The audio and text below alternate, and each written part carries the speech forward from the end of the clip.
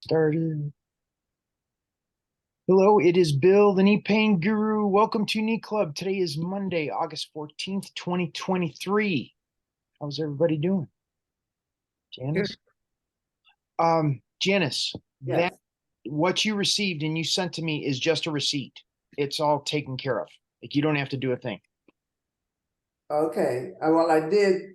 Um, I responded to it and made the payment for August because it was showing that August wasn't paid for when they showed my record. Okay. So it's coming in like a bill, and there's no sign of anything automatic. Okay. Um, Need to check on that then. Sorry, Okay. sorry about that. In theory, all this is supposed to work smoothly and focus on helping people with pain. It's technology. A lot of people hate to hear me keep saying it. Technology fails. It's Well, not perfect. I agree. So, okay, we will look into that. And when I say we, Christina is now helping with Becky, the web person, to figure out a lot of these things. Uh, Okay. okay, Janice, how are you? How are things? Okay. My biggest challenge is identifying time to do these things. And I'm not sure if motivation is an issue. I just keep getting caught up in the moment. And so I want to put more energy into doing the pain pattern interrupts and the other things that I need, many other things I need to do for my health in general. Okay, One thing that is an issue, and I guess it's kind of catch 22, is when the pain really kicks in. It's hard for me to do stuff. Um, okay, and it's hard to be motivated, and sometimes interventions help it, and sometimes interventions make it feel worse. sure. So sometimes I just, and it's been kind of bad the last couple of days, so it's difficult to do things, and I'll try a little something, and it doesn't feel better, so then I don't. So I'm just not sure all of what's going on. And I'm not sure that all of what I'm feeling is related to what showed up on the MRI. Got So it. I'm gonna have to investigate that a little further. Okay, this uh, this needs to be an ongoing conversation with you and I, of what your day looks like. Mhm. For instance, I was working with a guy who was a mailman, Mhm. and he walked all day long. So I needed to figure out a strategy for a mailman and what his day looked like in order for to figure out like the little gaps in his day where we can insert pain pattern interrupts and develop a strategy for a Mhm. mailman. There was another gentleman who did a lot of construction work, remodeling his son's house on the weekends. So during the week, he was sitting all the time. And on the weekends, he's on his knees tiling floors, he's standing on ladders, painting walls, and things like that. So we developed strategies for those individual things that were going on in his life to figure out what he needed to do during the week, Monday through Friday, what he needed to do on the weekend when he was standing on a ladder, and how that was different when he was on his knees tiling a bathroom floor. So us being in that conversation to figure out when we could insert the pain pattern interrupts to help you out. Because there are pain pattern interrupts that you can do when you're walking, when Right. you're standing, when you're sitting, when you're lying in bed. Mhm. So, uh, another example was a client who the pain would wake her up in the middle of the night. So we figured out a strategy to do the pain pattern interrupts when she woke up, went to the bathroom, came back, laid down, did the magnesium oil, and then what pain pattern interrupt she can do just lying in bed to put herself back to sleep.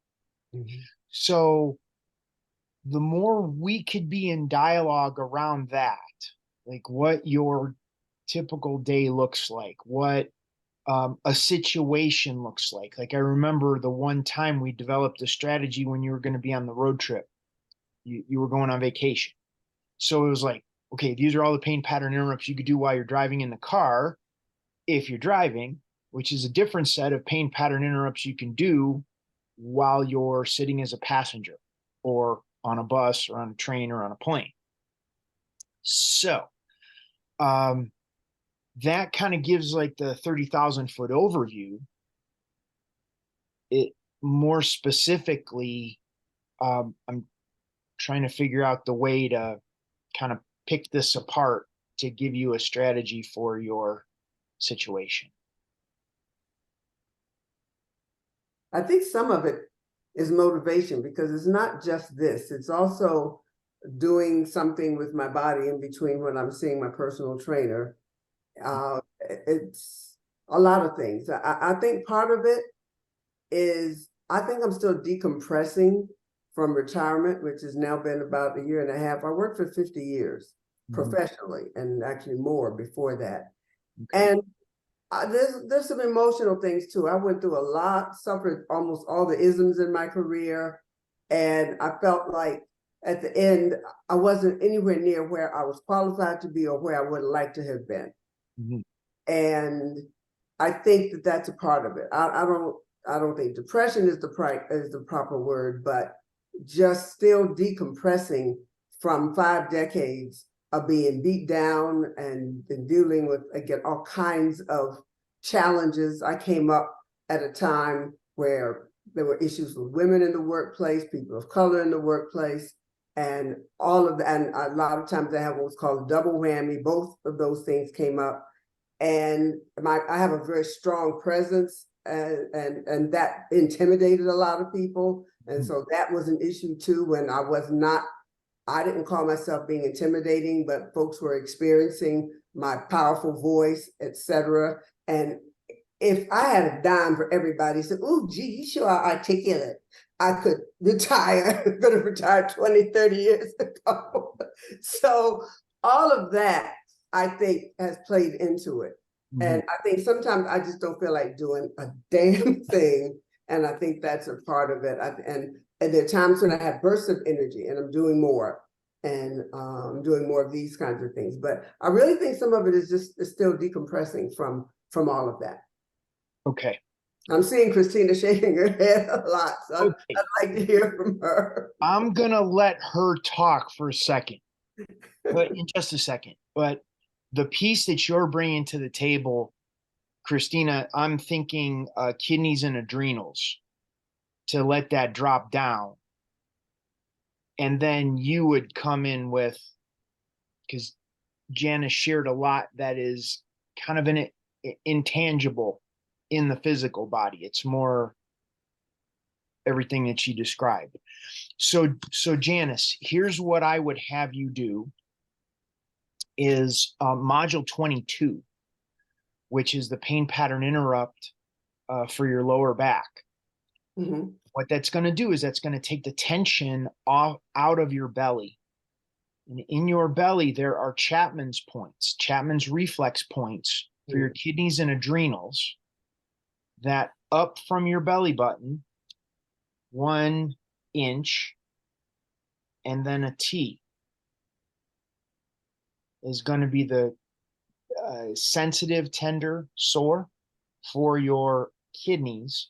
And then another inch up from that is the Chapman's reflex points for your adrenals.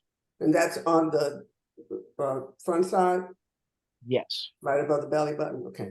Yes. So belly button up 1 inch and then a T out and then up another inch. So those 4 spots on either side of your midline is going to be the Chapman's reflex points for your kidneys and adrenals. Okay. I would have you in those places where you don't feel like doing a damn thing is lay there and work with these points. And what's going to happen is that's going to let your kidneys and adrenals back off and rest and recover. That's also going to take the tension off of your psoas. your psoas muscles, which is your Mhm. largest, strongest muscles in the body that pull forward and down on your lower back. And I think that's going to be super high leverage. So if you did it, you know, 5-10 minutes in the morning, 5-10 minutes in the evening, I think your neurology is going to drop significantly just with that. Okay. So that's kind of addressing the overview from a structural perspective. And then I believe Christina would have a specific remedy in that um, constellation of description of what you're decompressing from that could be helpful. Okay. I really like Bill's suggestion of just allow yourself to just lay there when you're not motivated.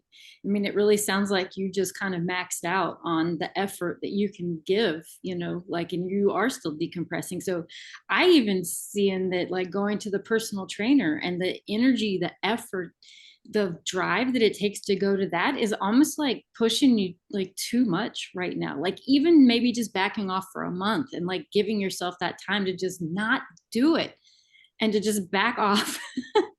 But sometimes there have been times when I've not gone in because I wasn't feeling well, I had a really Yeah. bad problem with my knee a couple of weeks ago, or my leg, not just my knee, but the whole leg a couple of weeks ago. So I will back off. There are times when I do push, but sometimes I'll back off just because of that. But I haven't taken a month off or because I just started at the end of last year. Yeah. I mean, there's a lot I would like to do and like look at further. There's multiple remedies that are coming to mind, and I'm not really clear on the best strategy here, Bill, as far as, just given like a off the cuff thing to do, because let me think for a second. I like the idea. Like, I think, Bill, you're right on the money with working on those Chapman reflex points and stuff to like help drop the neurology down from that drive, and that over taxation. Um, yeah, I'm really not sure what to do as far as a remedy goes. It would be like, this is where I'm at right now with looking at you. I definitely see that like your overall emotional state is affecting your knee. Mhm. And this would be where I'd want to do more one-on-one work. So yeah, I like Bill's strategy though. I like where you're thinking, Bill. What reminds me of this is like when Solomon was here. Exactly. Solomon was like working 2 jobs, single dad, like full on go, go, go, go, go. And him having the space of being able to drop down. So we worked on him. Um, and when he got into his own rhythm where he didn't have the pressure of being somewhere, doing something, answering a phone call, it, it was like, okay, um, we ate breakfast and I gave him some pain pattern interrupts to work on with the stiffness in his knee at the breakfast table. And then he was like, I could see his eyes drooping. And I was able to point out at that point, it's like, go lay down on the couch. We don't need to do anything else. And he slept for 3 hours because he didn't trust to listen to his body. He didn't have kind of that container. So it's like everything's safe, everything's okay. And this is kind of where what you're working on and working through. What I hear is you were in the workplace for 50 years. You had to have your guard up in a lot of ways in the workplace. And now it's like, well, wait a minute. How do I act? What do I do? How do I be? And we're you're figuring out that new dance.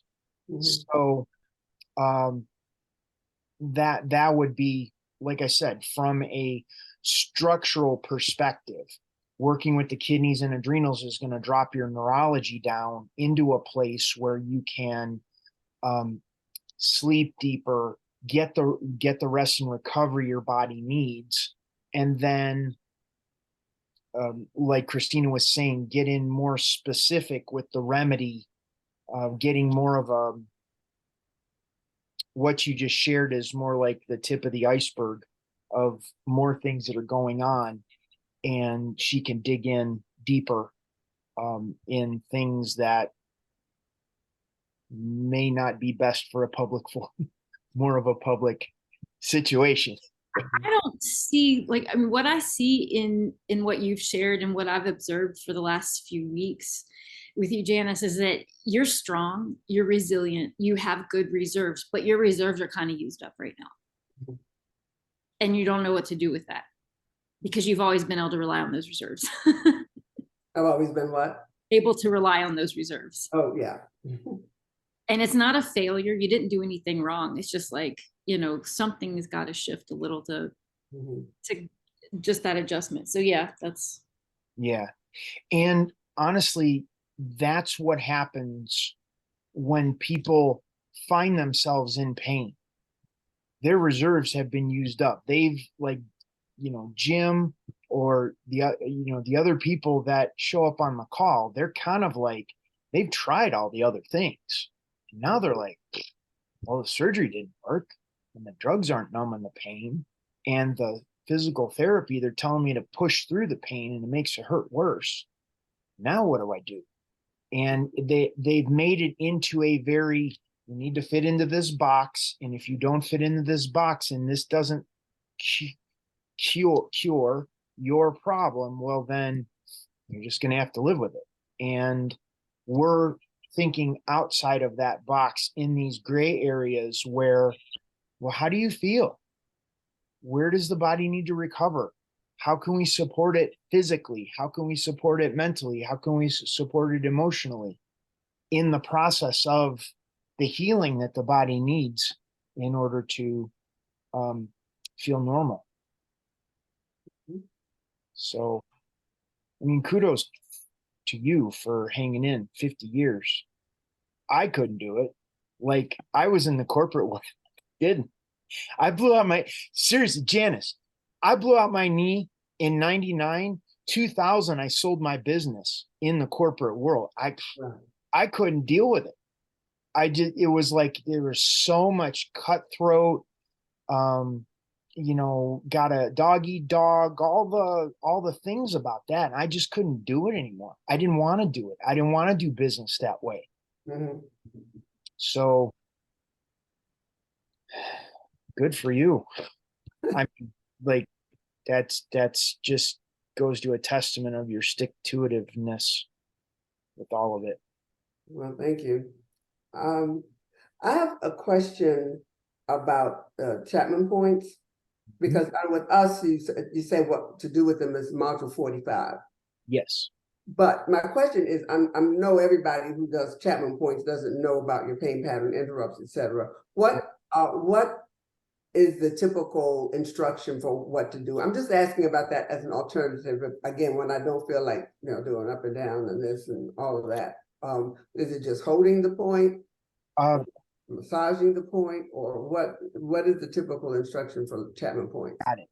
From an osteopathic perspective, it's a vigorous movement of the tender point for 6 to 7 seconds.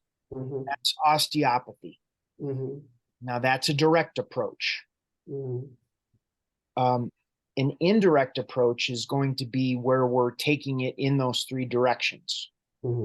Up and down, left and right, clockwise, counterclockwise. Excuse me. To find a position of comfort and get that neurology to change. Now, we can stack those positions. So we can go up and down.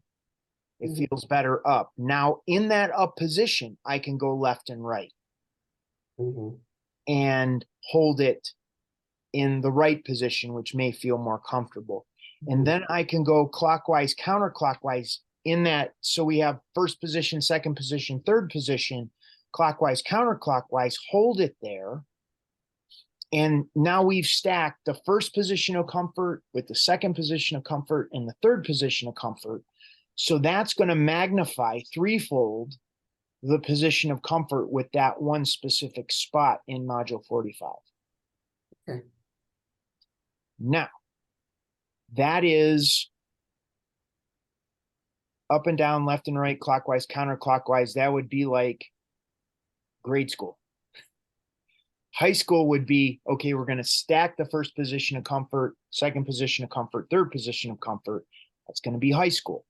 College, university level is we're going to put our finger on that spot and we're going to immediately go and take the tension off of that spot, which may or may not be linear. We're going to feel our way into where we take the tension off of that spot. And it's a result of developing an awareness and sensitivity, both in our felt touch, as well as our connection with our physical body as to what takes the tension off of that spot.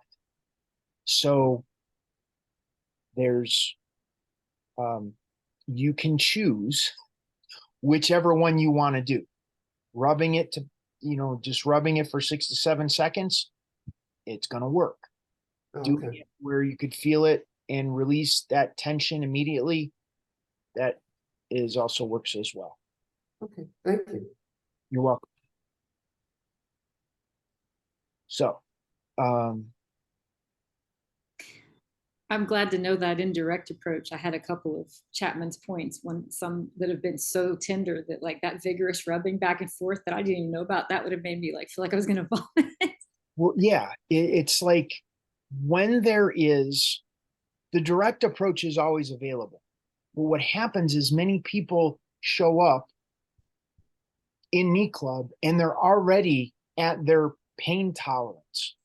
Yeah. So to teach them how to do things that is actually going to cause pain, it kind of reinforces the mindset that got them here to begin with. Mm-hmm. So I like to create that contrast. It's like, okay, you got that. You can go to. We can cause pain at any point in time. You already know how to do that.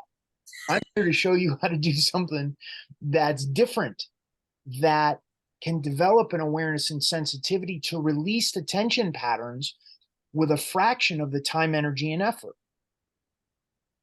So I'm happy to share with you whichever one you would like to learn about. However, I'm thinking in terms of the direction that we're moving with the neurology, getting it into a rested and relaxed state, a parasympathetic state, you're going to move further and faster, creating comfort in that process. That was like there a couple weeks ago, the woman was like, oh, so you're just doing massage. And I'm like, well, no, not exactly. There's massage, and then there are other ways of relating to the physical body. And if we're just talking on the surface level of things, then it's all, yeah, you're right. It's all going to look the same. But when we go deeper, when we go layers deeper, it opens up a whole nother realm of awareness and possibilities that don't exist on the surface level. I think where the pain pattern interrupts help is when I was learning about acupressure and learning about different points and different vantage points. The whole concept was to find the tender point, hold it, massage it until the pain eases up. Mm-hmm. Doesn't always ease up. Right. And that's the thing, that there's this interesting reflex. It's called the Golgi or Golgi, for Golgi. Golgi reflex. And they talked about that like when I was coming up in judo. Mm-hmm. You can stretch the body of a muscle to a point where it gets so incredibly painful, and you can keep that level of pain up for a period of time, and that reflex will keep firing and keep firing until it gets fatigued. then it can't fire anymore. And then the muscle stretches. Now, if you would like to go through that, cool. However, I think we can get there an easier way by creating comfort and getting the body to feel safe, supported, and listened to. And then it'll relax on its own, especially when the body starts out in pain. That's the thing. And that's where when we get the neurology dropping down and the body can handle some stretching, some direct pressure, or working with the tissue where it feels like it's kind of doing something, then absolutely use that approach. Use the acupressure or the I'm not remembering. There's a Graston technique. A what? Graston, Graston. So it's finding the place that's sore and then moving the body around it. What it does is it kind of gets different muscle fibers to fire in while they're scraping or pushing on a specific part. Yeah, It's painful. it sounds like it. But what I'm saying is these are different approaches, and you can begin to see they fall into either direct or indirect in terms of their approach. It's masculine. It's going to create some level of pressure, some level of discomfort, and you have to push through the pain. Yes. If the pain's not too bad, that's not a bad approach. However, I'm coming at it from the other side of the spectrum, which is the feminine approach, the indirect approach, where how can we create comfort, get the neurology to fire and change, which requires our awareness and sensitivity that these things are firing, changing, yawning, mind wandering, getting tired, all that kind of stuff. And then going back and seeing the difference and then allowing the body to recover from there. Okay. Thank you. Yeah, it's deep and it's really fun because now you could begin to separate it and you ask a practitioner just a few questions and you know exactly if what you're looking for is going to be helpful for what you're looking for. Mm-hmm. There are some times when I get certain like last summer, this was I had a fever, got dehydrated, passed out in the middle of the night, and I twisted my leg up really good. And there was nothing direct about what I wanted help with after that. I was in so much pain in my leg and in my body that direct, don't even come close to me with anything that's going to cause me more pain because I was already suffering enough. Once I got over to a certain point, then it was like, once my body healed to a certain point, then it was like, okay, I need to stretch. I need to strengthen. I need to move a little bit. Right. But it was in little bits. So my body can integrate that and get an understanding of how I needed to go back from an indirect approach to get it to heal. So that's helpful because I'm thinking of it on the level that we were speaking about earlier, like related to decompression, rather than expecting that it's going to happen overnight. Right. To, slow walk and be conscious and mindful. In fact, I just left a webinar on mindfulness that was given by I'm surprised, the government and health insurance that I have. And it was really good. I was impressed. Cool. I had a PowerPoint presentation that she did, but her narrative, you could tell she was reading, but she did it very, very well. But she had clearly created the narrative, the text. and it was good. It was slightly interactive. They had the type of software where you participated in polls, and it was interesting to see where people's issues were. It's very similar to kinds of things that we talk about here, getting the proper sleep, balanced meals, that kind of balancing meals, etc. But it was really good, especially for something that's government sponsored, and apparently she's affiliated with Giant Food, and I didn't even know they did anything healthy, especially not when it comes to body mind balance. Mhm. So I was pleasantly surprised. I found it helpful. Happy to share the PowerPoint with you if you want me. I can send it as a PDF. I can send it to Sure. you. Yeah, send it over. That'd be great. Again, I took some notes because, again, PowerPoint doesn't have all of her comments and narrative. And I left to come here, and I'm really glad I did today. I almost didn't. I said, well, I don't really have anything, but this has been great. But so they did a Q&A after, so I didn't stay for the Q&A because they didn't coincide with this. But the presentation was very good. And they're recording the audio, so there'll be a recording of the Q&A. Nice.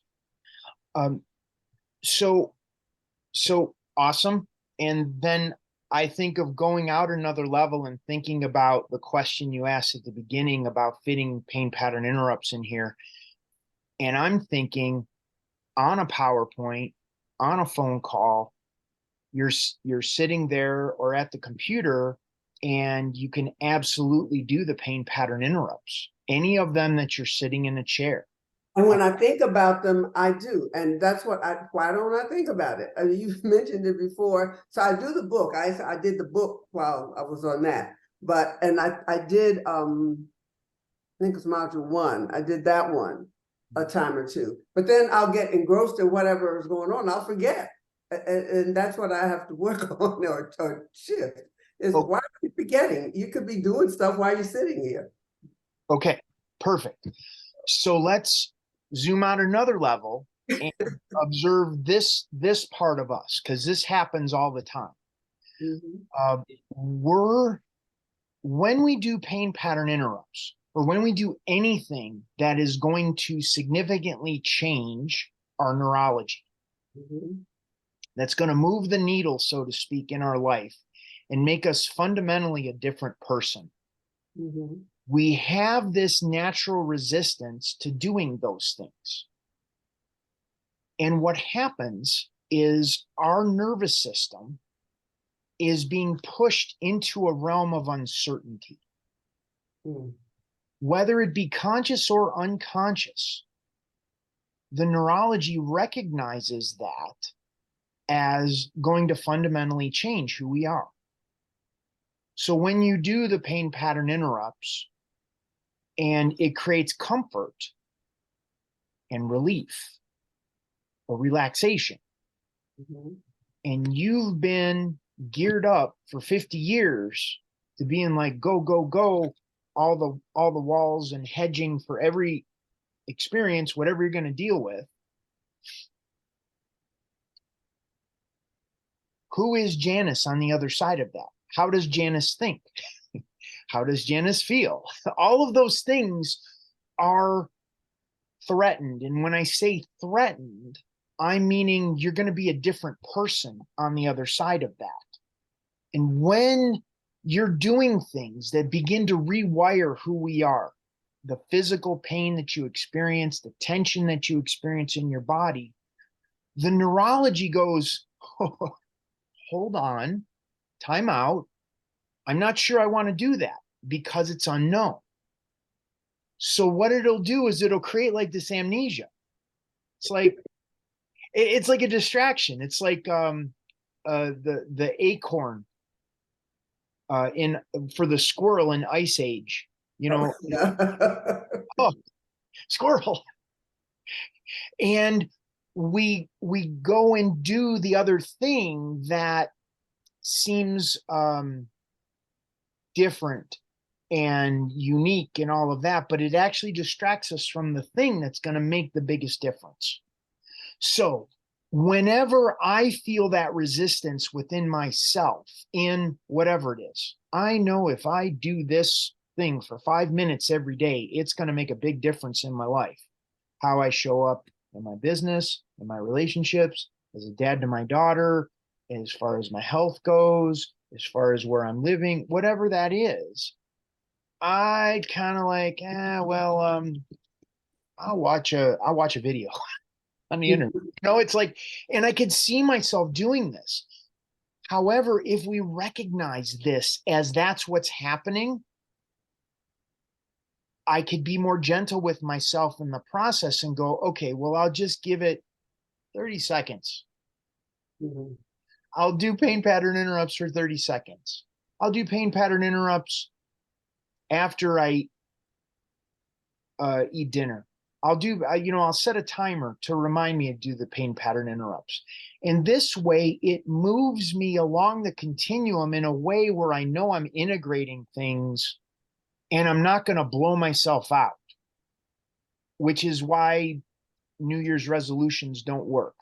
Everybody wants to be different January 1st, and they make all the New Year's resolutions, but they don't have the neurology that's supporting that process for them to be different January 7th and January 21st and end of February and into May.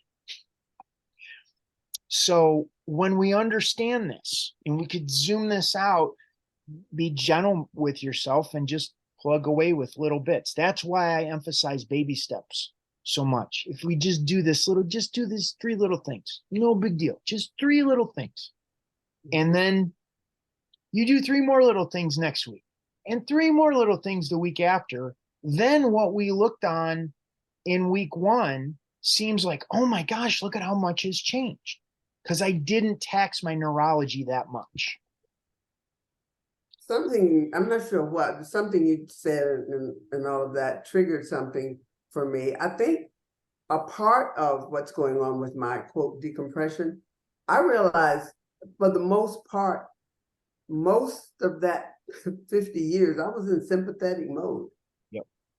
And so moving from, as we've talked a lot about, sympathetic to parasympathetic, well, when you're looking at decades of pretty much being sympathetic, it's going to take a minute.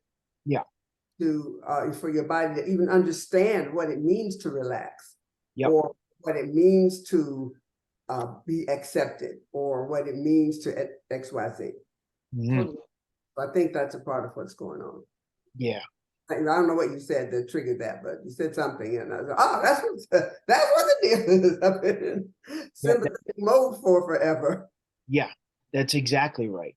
And a lot of us, even when we were little kids, it wasn't that safe. Right. And that's when it started for me. So to get to a place, of being in a parasympathetic state, we almost don't even know what it feels like. Exactly.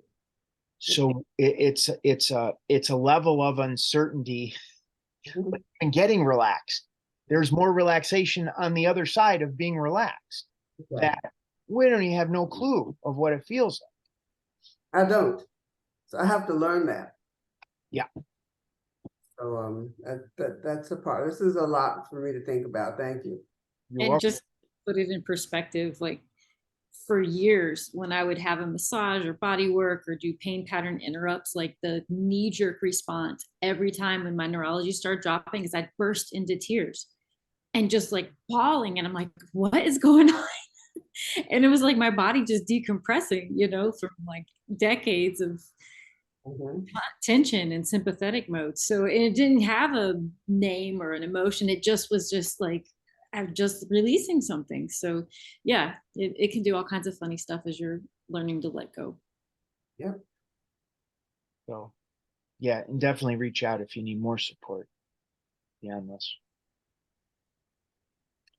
I think I will. Okay. Uncle David, Auntie Patty, how are any questions? Any?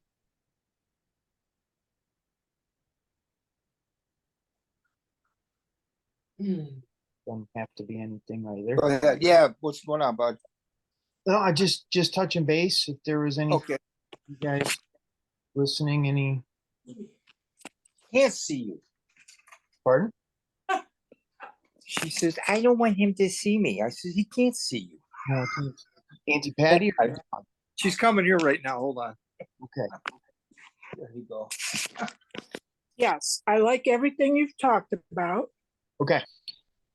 And there's more I'd like to learn about that because I think a lot of that pertains to myself Mhm. and a lot of what I am going through currently.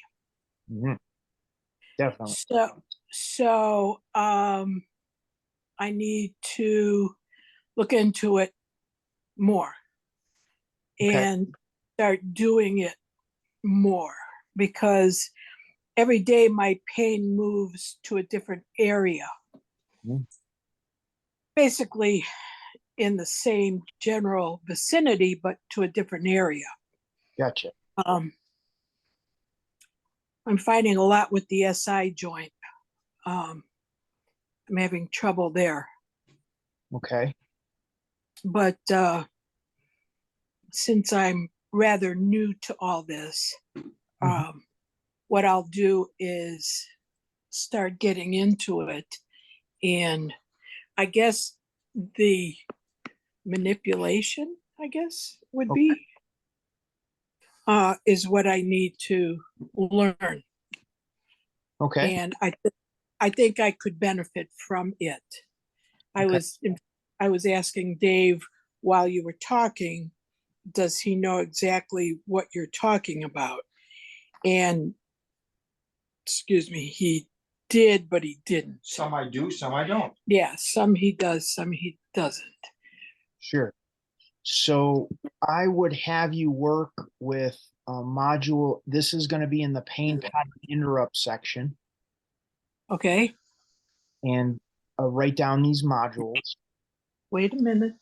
Dave, pencil, Go ahead. pen. Module 24 is Okay. going to be for the SI joint. My age. Right. I thought Go you were ahead. 23. I didn't think you had turned yet. Yeah, yeah. Module 24, Got it. Yep.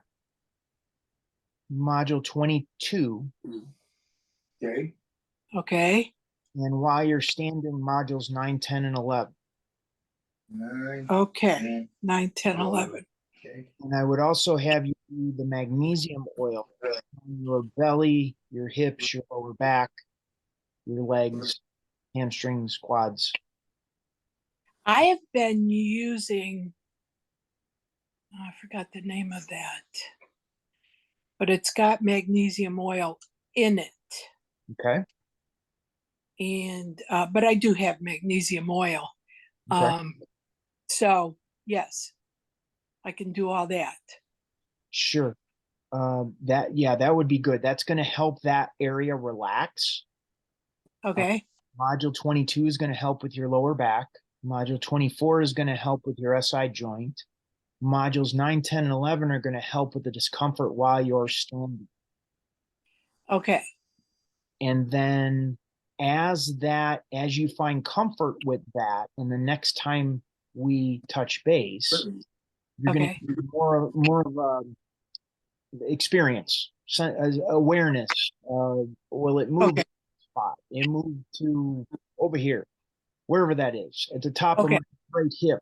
And then we zero in based on that with another pain pattern interrupt or a variation of the pain pattern interrupts that I've already given you. Okay. And Good. then, so the magnesium is going to be a foundational thing. The arnica, which is also That's what it is. The arnica with I have arnica cream with magnesium in it. okay. I have a whole list of, I call them my medications that I use. I haven't used them lately. I should retract that because I have not used them lately. I have the magnesium spray oil. So yeah, I'll start all that after we're done speaking. And then, like I said, next time we touch base, then we go, okay, what worked, what didn't work, Right. ask for why it may not have worked. Could be you need to hold it longer. You need to Right. make a tweak or adjustment to it, and then we figure Okay. out what's going on, and then we can tie that in with mental and emotional things that are coming up as well in regards Correct. to that, though those things. Like, and this is where Christina and I tie in, like the conversation we had the other day about the picture and my dad and all those other things that kind of Right. And you know, when you have pain, and sometimes it gets so bad, you go down into that pain rabbit hole. You just continually think about the pain. Instead of getting out of it, you go deeper into it. right. And I find that was me yesterday. I was just going down and going down, and it was getting worse and worse. I couldn't even turn over in bed because I would get this sharp pain, and I didn't know exactly where it was coming from. Was it my hip? Was it my SI joint? Was it, and maybe a combination of the two?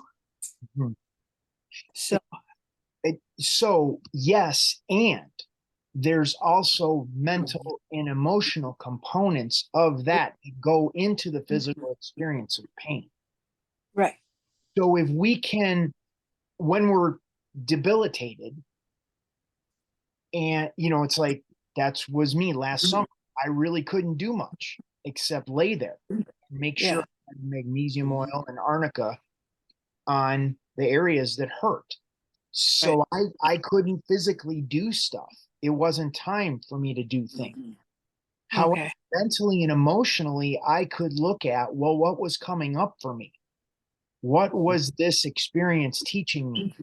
Okay. What direction did it point me in terms of looking at things in my life that I could work on, that wasn't physical, that I could get that stuff moving, resolved, cleared out, which gave my physical body time to heal. And then I could get my foot in the door, so to speak, to moving forward with the physical part, because the physical piece didn't have to do all the heavy lifting for the mental and emotional components that were playing a role in the big mountain of stuff my body physically was dealing with. Okay. So I got it. Yeah, and it's like Christina and I, when we work together and all that, we're looking at dreams. We're looking at conversations that came up throughout the day. We're looking at timing of emails and phone calls and all sorts of stuff that play a role in that, because all of those are little blips on the radar screen that's given us an idea of what's contributing to the physical experience of pain. Sure. So I know that it's a lot, but no, it's a lot, but it makes a lot of sense as well. Sure. And the really cool part about that is, in that big conglomeration of stuff, there's one little thing that's going to move things significantly. We just need to identify. We just need to zero in on it. When we do, it's incredible how the world move in a very short period of time, because we're not talking about all of the other things that aren't making this, that aren't impacting what you're dealing with. Well, I appreciate it very much. And I appreciate everything you said to Janice as well, because, all of us could take bits and pieces from what she's experienced into our lives as well. Yeah. Good. So I've said more than once, that's the beauty of this format, is that you will learn a lot about what you need from the conversation with someone else. Correct, correct. Well, it's good to know. Good to know. Okay. Well, I checked the NEAT Facebook group, and there wasn't anything. There wasn't any questions or anything shared in there, and as well as in the emails, nothing came through. But everything kind of turns out the way it's supposed to. So this was a great call today. Really good stuff. This is kind of where it's exciting for me to get into. I don't know how, that's the best way I could describe it. Because it's not linear. It comes in the dialogue. It comes in the level of frustration. Just like it's stuff that I'm working on with my daughter right now, where she's, pulling out this part of her that is courageous and looking at things and taking ownership of things, which is pretty phenomenal. But in that process, it's a difficult, challenging, sometimes ugly experience of that, as this stuff comes up and out. But on the other side of it, I keep encouraging her. It's like, on the other side of this, you're going to feel so much better. We just can't see it when we're in the weeds like that. It's definitely not linear. No. And definitely there's the balance of like the push and the like let go and the softness, the masculine and feminine approach, and finding that rhythm and just being present to like what's needed when. It's really interesting. It's like a little microcosm of what we're all experiencing, at Yep. different times. Yeah. So, okay. Anybody else have any questions you'd like to touch on?